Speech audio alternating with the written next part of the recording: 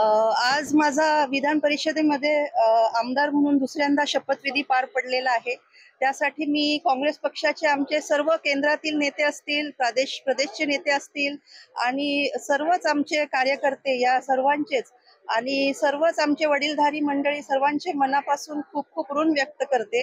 आता परत एकदा कामाला लागायचं आहे आणि आता जे काही महत्त्वाचे प्रश्न आहे, मग महिलांसंबंधित काही प्रश्न असतील जे महिलांवरती आज तुम्ही बघत असाल तर आपल्या महाराष्ट्रामध्ये सुद्धा जे अत्याचार होत आहेत, परत मुलींच्या शिक्षणाकडे विशेष लक्ष द्यायचं आहे। त्याचप्रमाणे आज बळीराजाचे जे प्रश्न आहेत, मग ओला दुष्काळ कधी येतो, कधी उन्हाळ्यांमधला जो दुष्काळ असतो, तर अशा पद्धतीने आणि पुन्हा त्यांना विम्याचे सुद्धा पैसे मिळत नाहीत बऱ्याच वेळा।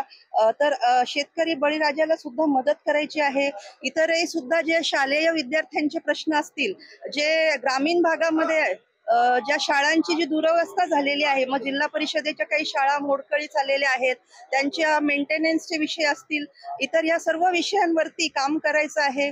काही सिंचनाचे प्रश्न आहेत त्याच्यावरती सुद्धा वर्कआउट करायचं आहे। अशा विविध प्रश्नांवरती मला काम करायचं आहे। हे खरोखरच खूप चिंताजनक आणि हृदयविदारक आहे आणि ह्याच्यावरती गृह खात्याने योग्य ती कारवाई केली पाहिजे, योग्य ती दखल घेतली पाहिजे आणि अशा घटना या महाराष्ट्रामध्ये घडू नये यासाठी सुद्धा त्यांनी कठोरात कठोर यांनी कारवाई केली पाहिजे। असा एकही दिवस, एकही क्षण जात नाही की राजू सातव साहेबांची आठवण येत नाही। ते एक अविभाज्य अंग आहे माझा, मी त्यांची अर्धांगिनी आहे आणि म्हणून कुठल्याही शुभ कार्याला सुरुवात करताना मी त्यांच्या नावाचं स्मरण करते आणि पुढे जाते, कारण त्यांच्या आशीर्वादानेच आज मी माझ्या पायांवरती, ते गेल्यानंतर सुद्धा मी आणि माझी 2 लहानगी लेकरं आम्ही खंबीरपणे आज केवळ त्यांच्या आशीर्वादामुळे आम्ही आज उभा आहोत आणि पुढची वाटचाल जीवन जगत आहोत।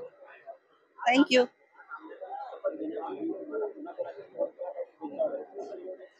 शुभेच्छा तर सर्वांचेच आले, आमच्या पक्षातील नेत्यांचे आले, आमच्या हिंगोली जिल्ह्यातील कार्यकर्त्यांचेही आले आणि काही महाराष्ट्रातील आणि देशातील राजू सातव यांच्यावर प्रेम करणारा जो वर्ग होता त्यांचे सुद्धा सर्वांच्या शुभेच्छा मला आल्या।